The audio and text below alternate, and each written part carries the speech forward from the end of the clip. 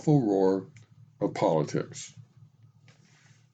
I was talking to a friend the other day, and he was bemoaning the fact that his mailbox has been overflowing lately with political advertising from all kinds of different candidates and ballot measures, wanting his vote next month in the big midterm elections. And if it's not my mailbox that's being stuffed with political flyers, said my friend, it's my telephone ringing off the bloody hook with some phone bank message asking for me to vote for this or that proposition. Plus, it seems like every other ad on television or the radio is a political one, and most of them are so misleading and so dishonest that it's almost funny if it wasn't so sad. Do those very well-paid ad agencies who create all that garbage actually think we were that stupid? To tell you the truth, I often decide on who or what I'm going to vote for or against by how much advertising I get from their campaigns. What do you mean? I asked with interest.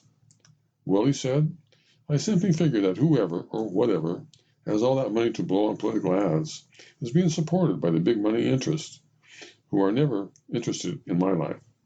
And now that our beloved Supreme Court has made Citizens United the law of the land, with another one of those poorly thought out 5-4 decisions, the floodgates are wide open, and our political system is awash in special interest money like never before. That only makes it easier for the very well-financed extremists in this country to polarize things even worse than they already are. And that is simply not good for democracy. If we don't all start pulling on the same rope soon, we're going to have a country that can't get anything positively done.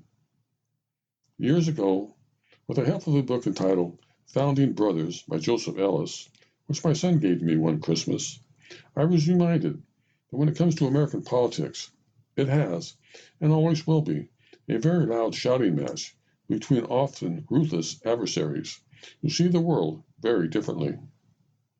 From the day our founding fathers pulled off their miracle in Philadelphia to the present, America has always been a messy political work in progress.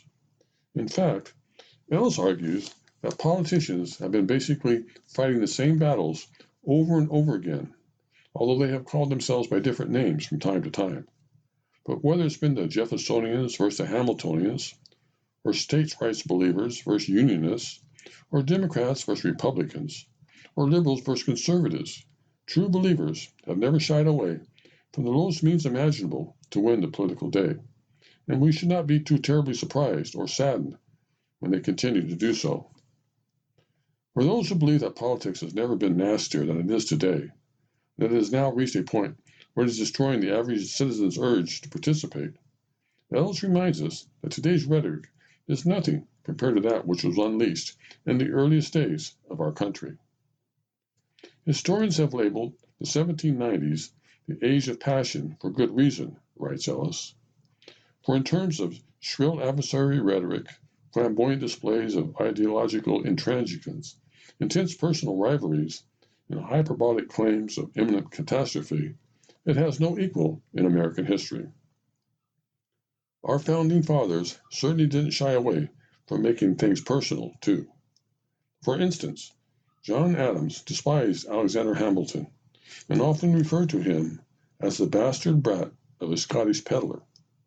Tom Paine was known to pray for the death of George Washington. Thomas Jefferson secretly hired a poison pen writer to publish any dirt he could find on John Adams, only later to discover that the same writer was penning newspaper articles claiming that Jefferson had a black mistress. And Alexander Hamilton's well-known view that he considered Aaron Burr to be unprincipled and despicable eventually led to a duel between the two, which left Hamilton mortally wounded on a New Jersey field of honor. So you may ask, why has all of this nasty political bickering continued on down through the ages? The answer turns out to be very simple, because the stakes are so very high. America, with all its imperfections and contradictions, has always been a highly problematic project. Men freely governing themselves is not, and never will be, a stroll in the park.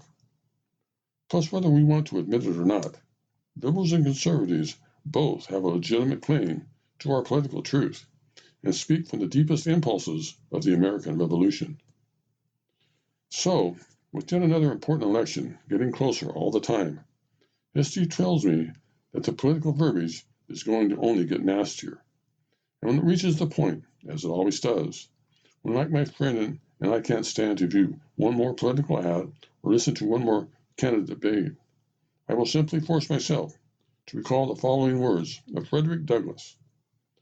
Those who profess to freedom, that depreciate agitation, are men who want crops without plowing, rain without thunder and lightning, and the ocean without the awful roar of its mighty waters.